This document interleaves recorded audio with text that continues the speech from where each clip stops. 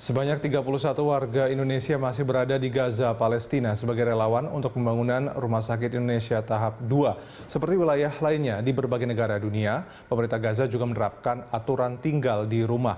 Lalu bagaimana pengalaman mereka di Gaza selama bulan suci Ramadan dan juga di tengah pandemi? Berikut informasinya dari tim VOA. Bismillahirrahmanirrahim. Khataman serta tarawih bersama menjadi pemandangan yang biasa di Wisma Indonesia di wilayah otorita Gaza, Palestina. Mereka adalah relawan Mercy, organisasi sosial kemanusiaan yang bergerak di bidang medis. Seperti komunitas muslim lainnya di berbagai negara, 31 relawan ini juga tidak bisa ke masjid karena adanya perintah tinggal di rumah selama pandemi. Kegiatan ibadahnya ya kita di Wisma sih ya. Tapi tetap kita kegiatannya luar biasa lah di sini padatnya gitu ya. Satu hari itu 3 juz Al-Quran. Diharapkan satu Ramadan ini bisa 3 kali khatam lah. Gitu. Pagi hari ini Meski demikian, mereka tetap menjalankan tugas utama sebagai tim konstruksi, melanjutkan pembangunan Rumah Sakit Indonesia tahap kedua. Dan guna mencegah penyebaran virus, memastikan setiap relawan yang selesai bertugas atau kembali dari bepergian harus melalui proses sterilisasi sebelum memasuki Wisma. Ketika mau masuk Wisma, kita semprot dulu dengan disinfektan yang sifatnya ini aja, yang low kayak gitu. Di wilayah Gaza yang penduduknya sekitar 2 juta ini, sejak kasus pertama ditemukan pertengahan Maret lalu, hanya ada 20 kasus positif COVID-19 dan semuanya sembuh.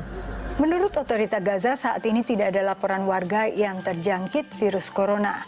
Sehingga pertengahan Ramadan mereka mulai melonggarkan aturan dan membuka kembali masjid menjelang Idul Fitri. Dan mulai Jumat ini warga Gaza sudah bisa ke masjid untuk sholat Jumat, taraweh maupun sholat saat Idul Fitri. Menurut Edi Wahyudi yang telah memimpin proyek pembangunan Rumah Sakit Indonesia sejak tahun 2011, pandemi tidak mengganggu persediaan bahan pangan di Gaza. Ini memang negeri yang dibarokahi ya Bu ya.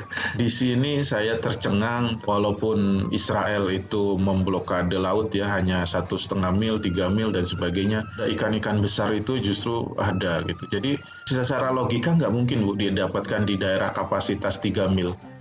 Bahan pangan tetap berlimpah sehingga Doni Nofrizal, juru masak tim relawan, tidak kesulitan menyediakan berbagai menu sahur maupun berbuka. Sahurnya ini gurita ada di sini, cumi, bahkan cuminya berjenis-jenis ada ya. Kalau untuk malam ini maktul, makanan orang Gaza sini. Meski demikian, makanan khas Indonesia tetap mengundang kerinduan. Masakan Indonesia kangen ya, karena di sini jarang. Misalkan bakso, gitu kan. Ya, itu bayang itu segar sekali ya. Selama Ramadan, para relawan juga menyediakan makanan berbuka bagi para pasien dan mereka yang bertugas di rumah sakit, serta sembako bagi warga yang membutuhkan. Bagian untuk 1.000 paket buka puasa dan juga 1.000 paket sembako Ibu. Bantuan itu diserahkan secara bertahap, termasuk hingga menjelang minggu terakhir Ramadan. Dari Alexandria, Virginia, Yuni Salim dan tim VOA. Mercy, thank you all people Indonesia from Palestine people.